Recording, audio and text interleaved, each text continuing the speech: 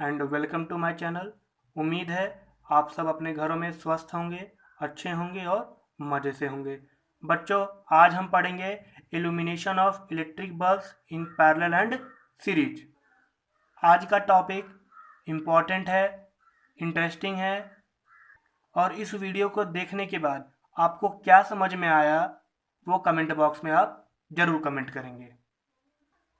ये वीडियो इस प्रॉब्लम को सॉल्व करेगी कि अगर आपके पास डिफरेंट पावर्स के बल्ब हैं या फिर डिफरेंट पावर्स का कोई भी इलेक्ट्रिकल डिवाइस है तो कौन सा बल्ब ज़्यादा ग्लो करेगा, कौन सा बल्ब कम ग्लो करेगा, या फिर कौन सा डिवाइस ज़्यादा एनर्जी कंज्यूम करेगा, कौन सा डिवाइस कम एनर्जी कंज्यूम करेगा अगर उन्हें हम सीरीज और पैरेलल में यूज करेंगे। तो चलिए शुरू करते हैं आज का टॉपिक।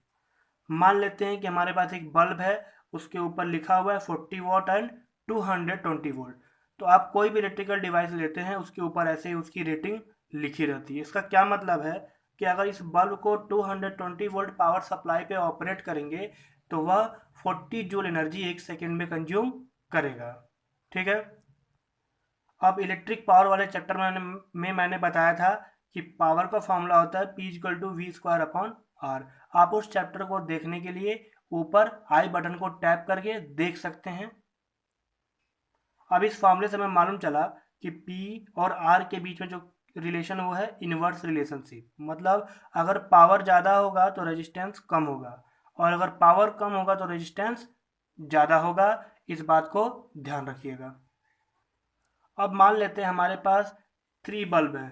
एक बल्ब का पावर 40 वॉट है, एक का 60 वॉट और एक का 100 वॉट है। इन तीनों को हम एक बार सीरीज में लगाएंगे, एक बार पैरेलल में लगाएंगे। तो सीरीज में लगा दिया हमने। यहाँ पे देख रहे हैं कि पहले बल्ब का सेकेंड पॉइंट दूसरे बल्ब के फर्स्ट पॉइंट से, इसका सेकेंड उसके बाद वाले के फर्स्ट से, और सबसे आखिरी वाले का जो लास्ट पॉइंट है सेकेंड पॉइंट है वो बैटरी के टर्मिनल से, और स्टार्टिंग वाले का पॉइंट बैटरी के टर्मिनल से लगा हुआ था। ये सीरीज कॉम्बिनेशन हो गया। पैरेलल में लगा लेंगे। इसमें सभी बल्बों का जो फर्स्ट पॉइंट है वो एक पॉइंट पे है, सभी बल्बों का जो सेकंड पॉइंट है वो एक पॉइंट पे लगा हुआ है, और ये दोनों पॉइंट सेपरेटली बैटरी के टर्मिनल से लगे हुए हैं। तो ये हो गया पैरेलल कनेक्शन। अब हम ये लिख लेते हैं कौन से बल्ब का ज़्यादा रेजिस्टेंस होगा, कौन से बल्ब का कम रेजिस्टेंस होगा। तो मैंने अभी बताया कि ज़्यादा पावर कम रेजिस्टेंस, तो 100 वाट वाले का क्या होगा, लिस्ट सबसे कम रेजिस्टेंस होगा। और कम पावर ज़्यादा रेजिस्टेंस, तो 40 वाट वाले का मैक्सिमम रेजिस्टेंस होगा। अब सीरीज कनेक्शन को समझते हैं। सीरीज में क्या होता है कि सेम करंट फ्लो होता है। सभी डिवाइसेस में करंट क्या होता है, सेम होता है, और पोटेंशियल डिफरेंस सबका अलग अलग होता है। हीट का इक्वेशन है H equal to I square R T. मैंने इस इक्वेशन को heating effect of electric current वाले वीडियो में अच्छे से समझा रखा है, और उसका लिंक मैंने डिस्क्रिप्शन बॉक्स में भी डाल रखा है। वहां से आप उस वीडियो को देख सकते हैं और इस इक्वेशन को अच्छे से समझ सकते हैं। अब हमें पता है कि सीरीज में सबके पास सेम करंट है, तो करंट तो सबके पास सेम है, तो आई क्या हो गया, कांस्टेंट हो गया। अब करंट जितने देर के लिए इसमें फ्लो करेगा उतनी देर के लिए इसमें भी, उतनी देर के लिए इसमें भी। तीनों में क्या होगा, टाइम जो है करंट फ्लो होने का वो सेम है, तो टी भी सबके लिए कांस्टेंट हो गया। तो चेंजिंग में क्या है, सिर्फ आर। तीनों का रेजिस्टेंस अलग अलग होगा क्योंकि तीनों का पावर अलग अलग है। ठीक है। तो जिसका ज़्यादा रेजिस्टेंस होगा उसमें हीट ज़्यादा प्रोड्यूस होगा, जिसमें कम रेजिस्टेंस होगा उसमें हीट कम प्रोड्यूस होगा। इसको और अच्छे से समझते हैं। मान लेते हैं कि हमारा तो इक्वेशन है आई स्क्वायर आर टी। आई स्क्वायर और टी, आई स्क्वायर टी तो सबका सेम है, तो मान लेते हैं ये 100 हो गया। ठीक है। तो एच की वैल्यू, H1 वैल्यू पहले वाले में ये 100 है, आई स्क्वायर टी, आर मान लेते हैं 5, तो 500 हो गया। ये H2 मान लेते हैं, H2 निकाल लेते हैं, दूसरे वाले का रेजिस्टेंस मान लेते हैं 10, तो यहाँ पे कितना हो जाएगा 1000। H3 निकाल लेते हैं, तो तीसरे वाले का रेजिस्टेंस मान लेते हैं हम 8, तो ये कितना हो गया 800। तो सबसे ज़्यादा हीट कहाँ प्रोड्यूस हो रहा है, 10 वाले में। सबसे ज़्यादा रेजिस्टेंस वाले में सबसे ज़्यादा हीट, और सबसे कम वाले रेजिस्टेंस वाले में सबसे कम हीट प्रोड्यूस हो रहा है। तो 40 वाट वाले बल्ब का रेजिस्टेंस सबसे ज़्यादा होता है, तो 40 वाट वाले बल्ब में सबसे ज़्यादा हीट प्रोड्यूस होगा। और 100 वाट वाले बल्ब का रेजिस्टेंस सबसे कम होता है, तो 100 वाट वाले में हीट कम प्रोड्यूस होगा। तो जहाँ ज़्यादा हीट प्रोड्यूस होगा उस बल्ब में लाइट भी ज़्यादा प्रोड्यूस होगा, यानी कि 40 वाट वाला बल्ब जो है वो ज़्यादा ग्लो करेगा। हमें इससे एक चीज़ और समझ में आया कि जितना कम पावर होगा उतना ज़्यादा एनर्जी कंज्यूम करेगा सीरीज में। ठीक है, यानी कि कोई भी लो पावर की डिवाइस सीरीज में ज़्यादा एनर्जी कंज्यूम करेगा क्योंकि उस डिवाइस में ज़्यादा हीट प्रोड्यूस होगा। अब पैरेलल देख लेते हैं।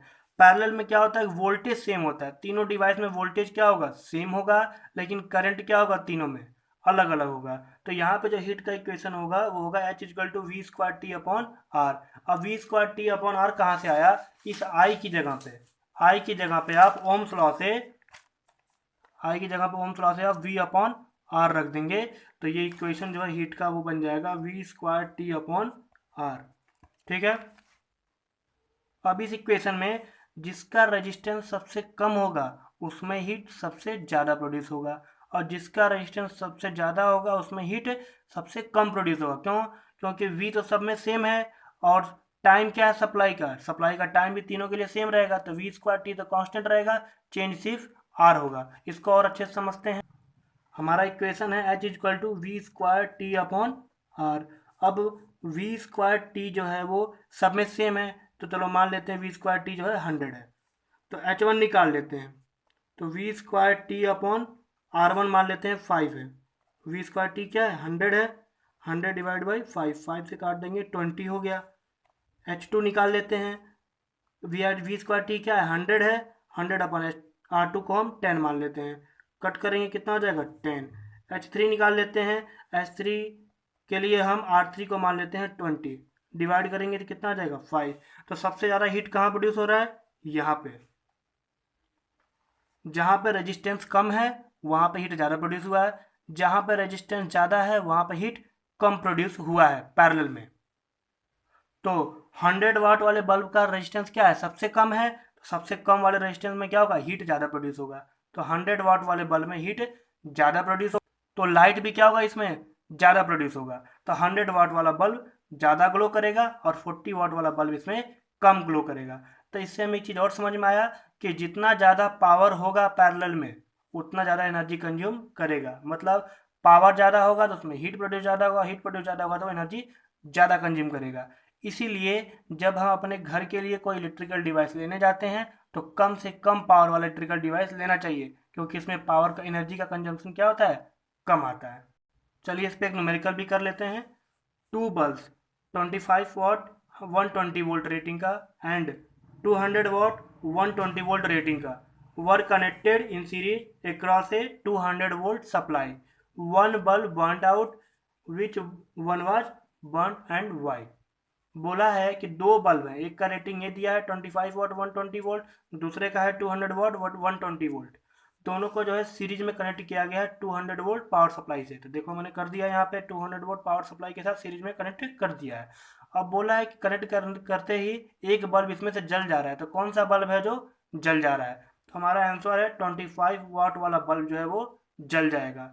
क्यों, क्योंकि सबसे इसका पावर कम है, इसका रेजिस्टेंस ज़्यादा होगा, इसका रेजिस्टेंस ज़्यादा होगा तो इसमें वोल्टेज क्या आएगा, ज़्यादा आएगा, इसकी वजह से ये जल जाएगा। इसको समझने के लिए हमें ओम्स लॉ की तरफ जाना पड़ेगा। तो मान लेते हैं कि यहाँ पे पोटेंशियल क्या है, V1 है, और इसमें पोटेंशियल क्या है, V2 है।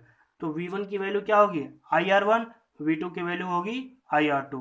दोनों को हम डिवाइड कर देंगे तो ये हो जाएगा V1 अपॉन V2, यहाँ I से I कैंसिल हो जाएगा, ये हो जाएगा R1 अपॉन R2। तो यहाँ से हमें क्या दिखा कि V और R के बीच में डायरेक्ट रिलेशनशिप है, मैंने लिख लिया। मीन्स जहाँ रेजिस्टेंस ज़्यादा होगा वहाँ पोटेंशियल भी क्या होगा, ज़्यादा होगा, ध्यान देना, और जहाँ रेजिस्टेंस कम होगा वहाँ पोटेंशियल कम होगा। तो जो 25 वाट वाला बल्ब है इसका रेजिस्टेंस ज़्यादा है, 200 वाट वाले बल्ब का रेजिस्टेंस कम है। अब जो 240 वोल्ट का जो पावर सप्लाई है वह इन दोनों में डिवाइड होगा। अगर इन दोनों का रेजिस्टेंस इक्वल होता तो दोनों में बराबर बराबर डिवाइड हो जाता, इसको भी 120 मिल जाता, इसको भी 120 मिल जाता, तो दोनों क्या होते, प्रॉपरली वर्क करते। लेकिन इसका रेजिस्टेंस ज़्यादा है, इसका रेजिस्टेंस कम है, तो ज़्यादा रेजिस्टेंस की वजह से इसको जो है 120 से ज़्यादा मिलेगा, कम रेजिस्टेंस होने की वजह से इसको 120 से कम सप्लाई मिलेगा। तो जैसे ही इसको 120 से ज़्यादा सप्लाई मिलेगा ये जल जाएगा। क्यों, क्योंकि ये दोनों बल्ब जो है 120 वोल्ट पावर सप्लाई के लिए ही बनाए गए हैं, वहाँ तक की सप्लाई के लिए अच्छे से वर्क करेंगे, उससे ज़्यादा सप्लाई होगा तो ये खराब हो जाएंगे। तो इसमें क्या होगा, 120 से ज़्यादा सप्लाई जाएगा और ये खराब हो जाएगा। उम्मीद है आज का टॉपिक आपको समझ में आ गया होगा। इसी के साथ अगर आप नए हैं तो मेरे सब्सक्राइब करें, लाइक करें। अगर आप पुराने हैं तो बेल आइकन को ज़रूर दबाएं। Thanks for watching. धन्यवाद।